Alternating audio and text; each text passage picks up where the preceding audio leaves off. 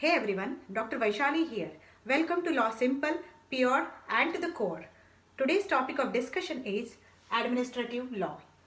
While writing your answer in the question paper, you are supposed to follow certain points. For example, what is administrative law? What is the history of administrative law in India? What is the need of administrative law? What are the various definitions of administrative law? Nature and scope of administrative law. Then benefits or advantages of administrative law, and then you are supposed to conclude your answer.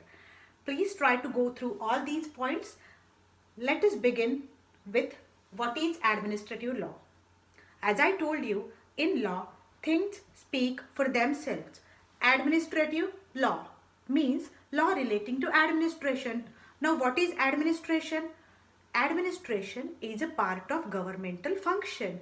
Day to day regulating activities of certain departments is like taking care of the police department, taking care of the universities, providing sanitary facilities in a town, controlling pollution.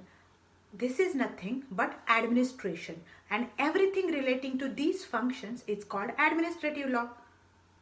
Next thing, what is the history of administrative law in India? Administrative law is not codified. There are case laws which are followed, and there are certain principles relating to administrative law which are followed in India. It is unwritten, it is uncodified, and it is judgment law. In ancient India, administrative law was there.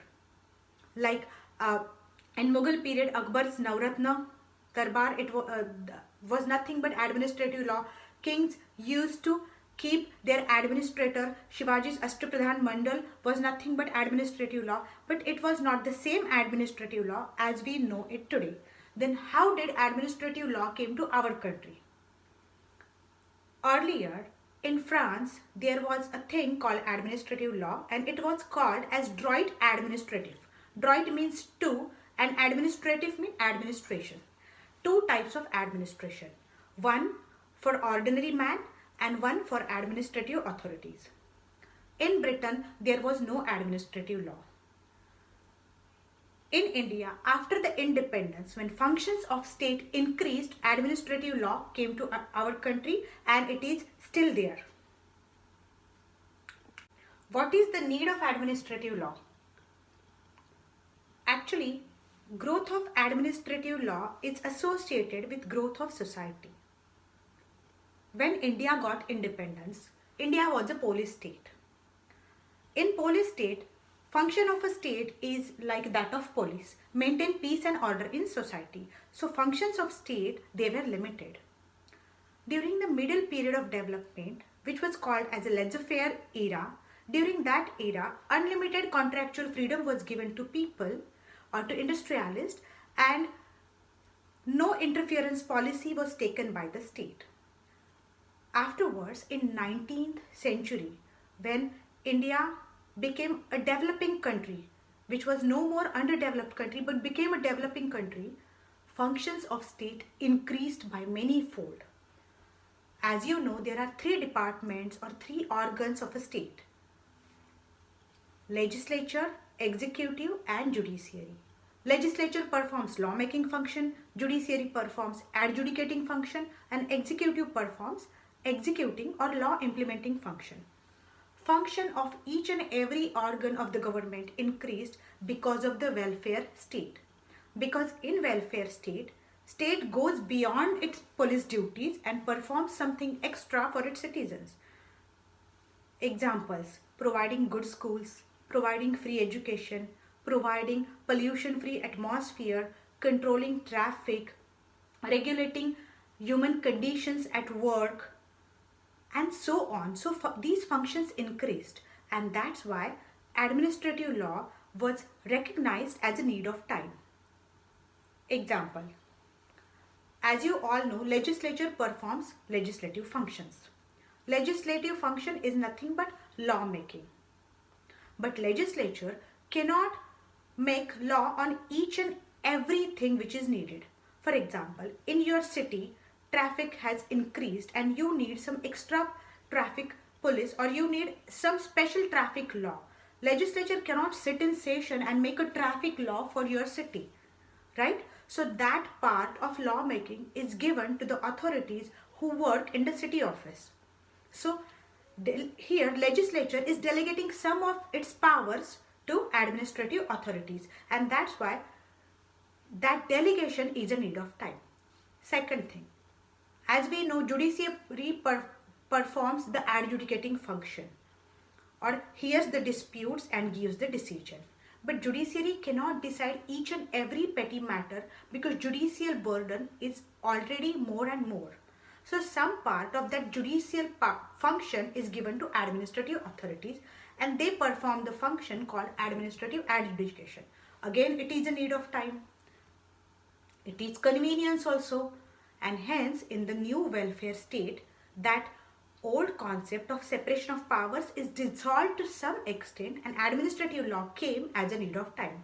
So administrative law is nothing but a need of time. Various definitions of administrative law are provided by various jurists. According to Sir Ivor Jennings, administrative law is a law relating to administration. It determines the organization, powers and duties of administrative authorities. According to Wade, administrative law is the law relating to control of governmental power.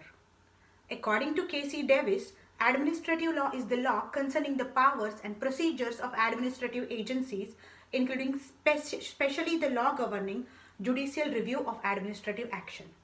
According to Griffith and Street, the main object of administrative law is the operation and control of administrative authorities. So summarizing all these definitions, we can say that administrative law is about administration. It is about powers and functions of administrative authorities. It is about control on administrative authorities.